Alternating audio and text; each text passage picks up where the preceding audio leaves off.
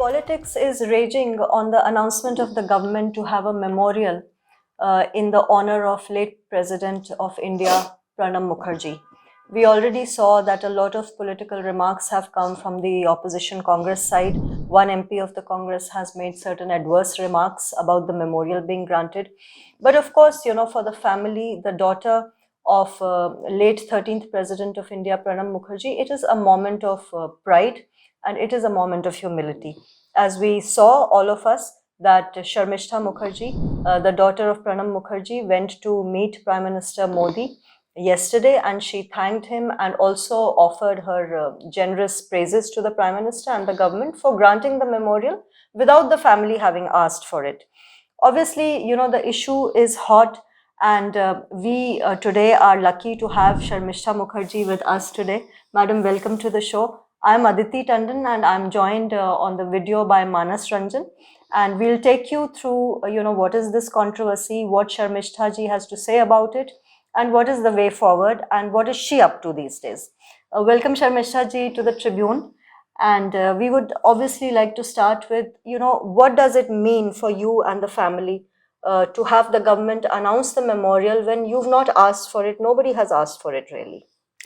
It's an extremely happy moment for us, and it's a moment of prayer and gratitude. And as you say that, it's more cherished because we never asked for it, because my father always used to say that state honors should be offered. It should never be demanded or asked for. So that's why we didn't offer. And secondly, my father, while he was alive, he always used to say that he has got enough from life. The love of the people of this country, respect across party line. He was the president, he was conferred with Bharat Ratna.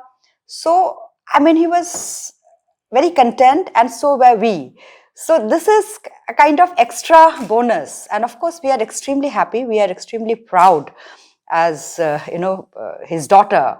So I wrote also while thanking the Prime Minister on my tweet that words really can't express my joy. Sharmishtha ji, obviously, you've been a political person and we all know that politics appears to surround everything these days. What I want to understand from you is when you went and met the Prime Minister, again, the political rumor mill was, hot about whether you're joining the BJP. Can you tell us something about your plans? I quit politics in 2021. I was in politics for a very short period. I joined Indian National Congress in 2014. I contested the elections, assembly elections in Delhi in 2015. Then I was very actively involved. I was a national spokesperson. I was Delhi Mahila Congress president. I was very, very actively involved. But somewhere on the process, you know me since long, since literally the last century, and you covered my dance program in Chandigarh. Yes. So, I was a professional Kathak dancer before I joined politics, and for some time I tried to continue both, but it's a two totally different world. So after being in politics, which I perhaps, in a way, I'm glad I did, because if I wouldn't have done, maybe some regrets would have been there. Yeah. But now I did it, I got a taste of it, and then I realized it is not my cup of tea. Okay. So I quit politics in 2021. And since then, there has been this continuous rumor that, I am joining this party, I am joining that party, I am joining BJP. But the issue is, if I had to join, I would have joined then and there. Okay. Why would I have to, wait for 3 years? And as far, what am I up to? I am in a way back to my old love. Of course, I can't dance again because age is not in my side. But I am studying Western classical music. Okay. I am learning how to play piano. Of course, I know a lot about Indian classical music because that was related to my field. Yeah. So I didn't know anything about Western classical music. So I am trying to understand it, and maybe perhaps my next book would be on a comparative study between Indian classical and Western classical music. Oh, so it's a very, very, different world from politics. So your first book was about your father, of course. First and only book. Yeah, and only book.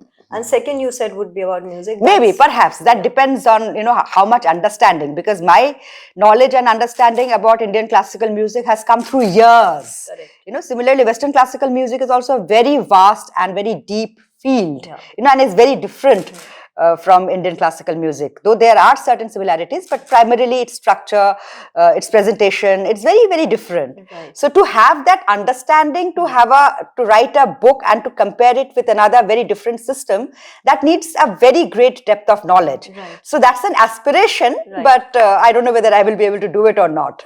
But you have practically ruled out joining any party. Absolutely, absolutely. I am totally out of active politics, and in fact, I have totally retired from public life also. But only when this kind of some issue happen, then media just wants to obviously. Suppose the Prime Minister or Union Home Minister Amit Shah were to actually ask you to come on board, then what? To be very honest, I think the only person perhaps who truly believes me that I don't have any interest in politics, that is probably the Prime Minister. He said that to you? No. I mean, I once told him that, sir, when I quit politics and aajkal kya kar rahe ho, I went to again meet him for a courtesy visit.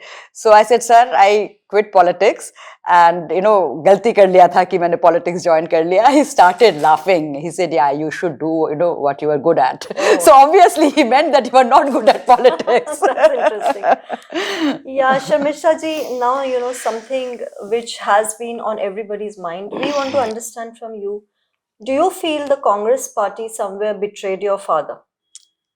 Betrayal is a very strong word. I wouldn't call it betrayal because my father, whatever he achieved, wherever he reached, it's from the platform of Congress party. Right. And the high command, starting from Indira Gandhi, then again PV Narasimha Rao's time, then Sonia Gandhi, gave him the opportunity to showcase his talent, his knowledge, his experience, and whatever he is from because of Congress. But he also gave his life to Congress. Right.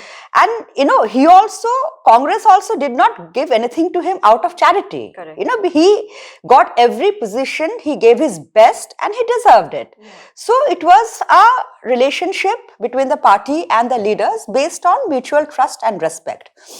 So I don't think there is any issue with that. As a daughter, this whole controversy started. As a daughter, firstly, when I read through his diaries, there were some adversarial comment about Rahul Gandhi. Yeah. And there was the way, he trashed the ordinance, his own government's ordinance, his very frequent disappearances. So, I mean, it's not that he was saying anything new. And but then, I was kind of started being trolled very badly with this entire Congress ecosystem. And then at some point, after the release of my book, and of course, I am people believe me or not, and I always say it, I'm a die-hard Congressie. And believer in Congress ideology. This is something I started questioning myself while I was in politics. That is today's Congress really adhering to the Congress ideology as we know. For example, when they talk about freedom of expression, is freedom of expression just praising your leader? Right. Isn't there any scope of criticism? And the moment you criticize it, the entire ecosystem just pounce on you and not only start abusing you in the most abusive language, but including my father, who was one of their most stalwart leaders. Yeah. And the saddest part is, I brought it to the notice of very senior Congress leaders. I wrote an open letter to Rahul Gandhi, but not a single statement, not a single tweet condemning it. Right. They could have said that, Sharmishtha, we do not agree with you, with whatever you are saying. But yes, Pranab was a very senior leader and we don't condone this kind of languages being used against him. And this is not Congress party's ideology. I think they would have come out much more stronger. Right. But I felt that, today's senior Congress leaders who were once upon a time colleagues of my father, maybe the younger generation, younger brand of, Rahul Gandhi's coterie, they might not bother also that, what was Pranab Mukherjee's contribution to the party, forget about to the country, to the government. But at least they knew, the senior leaders knew. So this angst also comes from a very strong sense of personal hurt. Right. And when my father passed away, it was of course COVID period, but there was no formal condolence meeting held for him, Right. which is usually a CWC. practice, CWC meeting. Of course, I got individual condolences. Sonia Gandhi ji wrote me a very beautiful letter. And that is the time I was told that, again by a senior leader, that for the party, for the presidents of the country, we don't hold because the president is beyond party lines. So I was a little surprised that how can it be a grand old party like, and later on while I was going through my father's diaries, I came to know that during when K.R. Narayanan passed away, that time a condolence meeting was held and my father only drafted the condolence message. So it was not that during presidents, condolence meetings were not held. So I, so how would you describe this association with the party? You obviously are speaking from a position of anguish. I'm speaking from a position of anguish. I'm speaking from a position of frustration. As a Congress party believer, I feel that the Congress currently under the leadership of Rahul Gandhi, of course, Mallikarjun Kharge is the Congress president, but we all know that who is the face of the party. And I mean, I don't see it going anywhere. I was very happy when in Lok Sabha Congress won 99 seats. But again, look at what has happened, in Maharashtra, in Haryana. So there doesn't seem to be a direction. There doesn't seem to be a strategy. There, even like the India Alliance, the Indie Alliance partners, they are questioning the leadership of Congress now. So, what is happening within the party? And the issue is that the moment you question it, then there is a problem. So that is the problem, until and unless there is self-introspection within a party and some degree of course correction. So, it's sad. I feel sad. I feel frustrated. Are you saying that perhaps Rahul Gandhi needs to take a step back and let, others actually take on the mantle of genuine leadership? Of course, I think, it is extremely important for, the party to develop new leadership. And Rahul Gandhi had his chance. He had been the face of Congress since 2014. So it's been more than 10 years. And before that, he was in politics for, another 10, 15 years. I don't know when he joined parliament for the first time. I don't remember. So, this whole thing that, again and again, and this whole culture of psychophantasy within Congress. So I think that, I am nobody, but as I say, as a strict believer in Congress ideology, it pains me to see the party, in this kind of a situation. And what I think, at least from outside, that there doesn't seem to be any kind of course correction. Who would you hold responsible for the state of affairs in the Congress? Ultimately the buck stops with the High Command. And what that is? And that is the Gandhi family. Ultimately, I don't know how much, whatever I hear that Sonia ji is not responsible. But as I say, Rahul Gandhi is the face of the party. I really don't know how much Kharge ji, how much of independence and authority he has. I don't have anything to comment on that. But whatever happens, ultimately the buck stops with the top leader. Right. So that is, it is not a question of just one person. But when you say collective responsibility, that means also collective authority. Right. So you can't say it's just, there has to be then a collective authority. I don't know, they need to find out. There are much more, many senior leaders, and many of them are being marginalized. Many of them I have had personal conversations with, not happy. But, even if you forget about me, I am a very, very small fry, I'm nobody. But when this G18, group of 18 leaders, G23 leaders, they came out and, and proposed certain suggestions, the way they were hounded, and they are all very senior leaders who had given their lives for Congress. So this is the problem. Do you believe that the Congress has become intolerant and antithetical to its own? Yes, that is exactly, that Congress has itself become very intolerant and very antithetical to its own core ideology. Okay. Just imagine parliamentary democracy, is a contribution of Congress, in the sense of the deep-rooted, today we have that institution of parliamentary democracy is rooted deeply into the soil of the country. Now, if Congress, keeps on disrupting parliament like this, and with the argument saying BJP also did it. Yeah.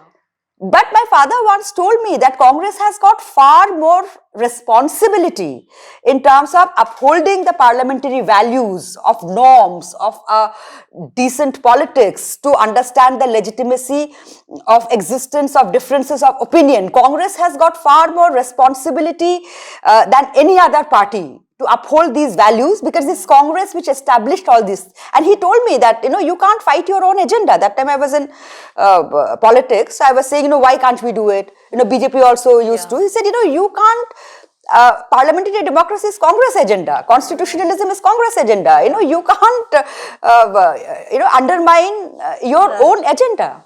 Correct. Sharmishtha ji, I just want to understand from you, a lot was said about late President Mukherjee's association with the RSS just because he happened to deliver one address at Nagpur in 2018. Can you comment on what his relationship with the Sangh was? Because when he passed away, Mohan Bhagwat, the RSS chief, actually said that it's an irreparable loss to the Sangh. Well, I don't know what he said, but my father did not have any association with Sangh. Rather, I came to know that during when this whole controversy was going on for his RSS visit, that my father actually in one AICC session, he advocated banning of RSS. Okay. He said that the organization should be banned. I don't exactly know in what context or whatever. Yeah. So I would say that maybe in this context, the credit goes to RSS, that they invited a person for their annual function who once advocated its banning. Okay. And from my father's diaries, I came to know that he met Mohan Bhagwat ji for the first time when he was president. Yes. Because Mohan Bhagwat ji came to meet him and all. And that is the time, he invited Baba that once you demit the office of president, please do come. And so Baba accepted. And I remember this, when, of course, that time I was fully involved in politics, and I was very upset with my father for accepting the invitation. And I was like really, fighting with him and trying to convince him not to go. And there was this now one kind of argument was in circulation in the Congress and left ecosystem that by going to RSS headquarters, Pranab Mukherjee is giving legitimacy to RSS. So my father just, he maintained a stoic silence about all my bombardment and all my... He didn't say anything? He didn't say anything. Only once he got irritated and said, when I, said that, by going there you are giving legitimacy, he said, who am I to give legitimacy to RSS? The people of India have chosen RSS Pracharak with an overwhelming majority. Okay. So it is the people of India who has given RSS its legitimacy. Okay. Who am I to give legitimacy? And he said, if you choose to ignore that fact, you will be doing only at your own peril. Okay. So that is the time I also opposed my father's going, and I also tweeted, against him. Yeah. But later on, when I look back, I think, I behaved very stupidly because my father, who was always an upholder of the value of dialogue in parliamentary democracy, and that is also the Congress ideology, he acted as per his belief. Yeah. And he acted, he might have made the Congress High Command unhappy, but definitely he did not betray Congress ideology. Yeah. And to go and give a tutorial from RSS platform on Nehruvian concept of nationalism, I think that needs a different kind of courage altogether.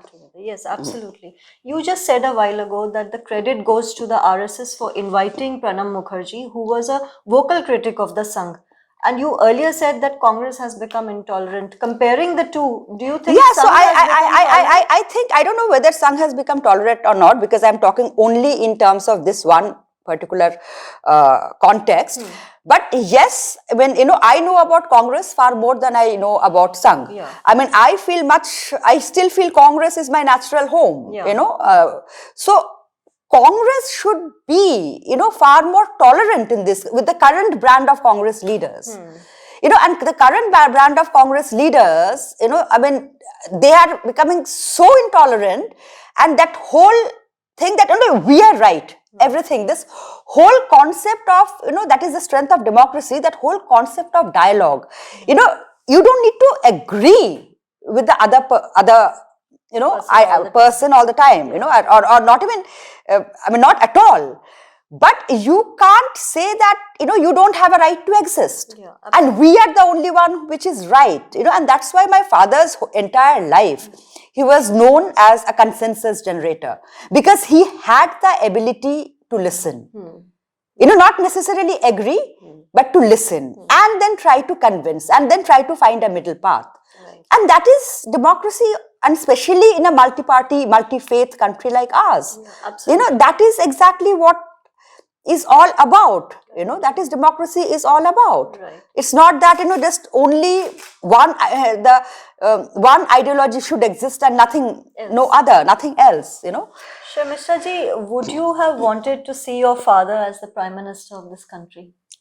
To be very honest, it doesn't make any difference to me, and it didn't make any difference to me either, because for me, that my father is father.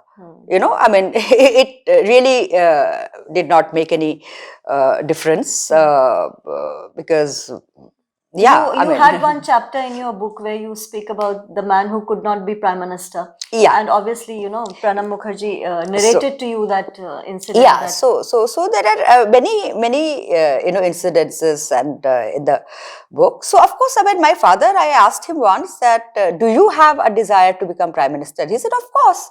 Any politician worth his salt would have the desire. So then I asked him, so why don't you do something about it? Talk to Sonia Gandhi, So he said, what shall I say? He said, and then of course, he very deftly changed the subject, saying, I'm not like you, that if I don't get something, I start creating a ruckus, like that. So he never, was open about it. But what, going through his diary, having several conversations with him, of course, he had the desire, he was very open, but he also accepted it, much early in his life, that he's not going to become one. Right. As simple as that. And he was happy with what he got, rather than, crib about what he did not. Right. I think Sharmishtha ji has thrown a light on a number of facets of late President Pranab Mukherjee's life, his association with Congress. And we'll come back to her when she publishes her second book. Thank you so much for being with us, Sharmishtha ji. Thank you for watching.